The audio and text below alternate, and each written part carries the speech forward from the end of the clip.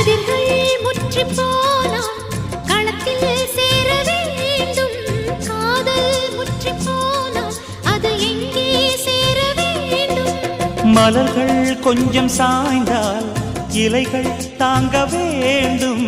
மங்கை கொஞ்சம் சாய்ந்தால் என் மார்பில் தாங்க வேண்டும்.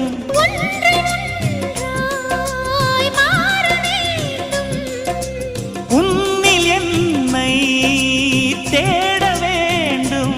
எப்போதும் இடைவிடாமலும் நகப்படாமலும் கட்டில் பூவை நீ கையாள வேண்டும். காதல் இல்லாதது ஒரு வாழ்க்கையாகுமா? கண்கள் இல்லாமலே ஒரு காட்சி தோன்றுமா? காதல் இல்லாதது ஒரு வாழ்க்கையாகுமா?